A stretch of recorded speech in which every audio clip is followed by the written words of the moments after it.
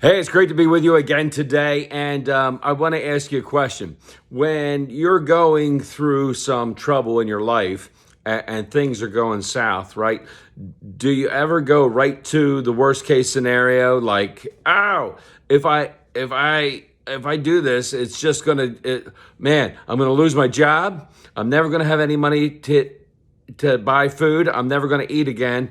We'll lose the house. The kids will grow up and be horrible people, and we'll eat cat food.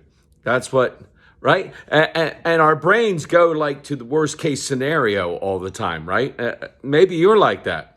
Once in a while, that stuff happens to me too. Like something bad happens, and you're like, oh no, this is the worst thing that could ever happen. And then like 9.8 times out of 10, those things don't happen. Bad happens, but well, maybe it's not as bad as we think it's going to be, and things work out in the end.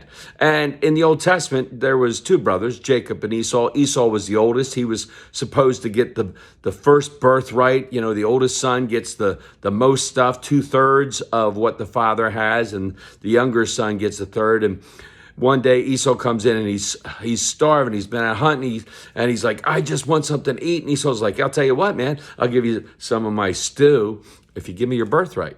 And Esau is like so hungry. He's like, yeah, okay, here, take my birthright, give me the stew. And boom, he eats the stew. And Jacob's like, I'm in the money, right? And he's a sneak. He's sly, and he makes this decision to cheat his brother out of his birthright.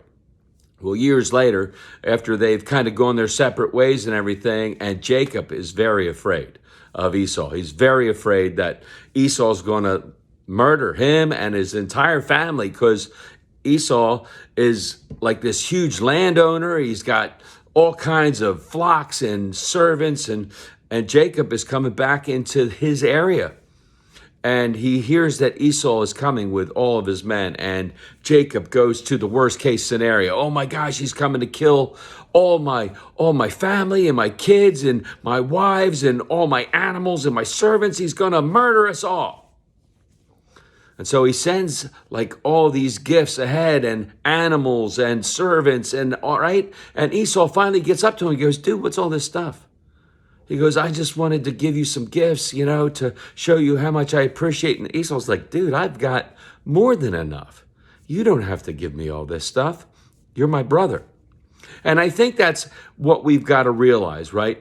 As God works, God heals relationships, God heals situations, and our brain doesn't have to go to worst case scenario every time something goes wrong. Our brain should go to, hey, God, man, I need help. I'm in the middle of something like this.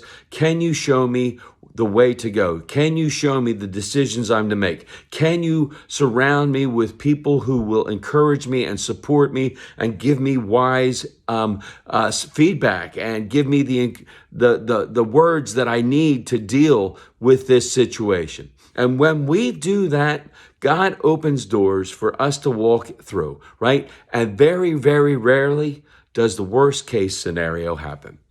May God continue to pour out his grace, mercy, and blessing on each and every one of us until we get to meet again. Amen.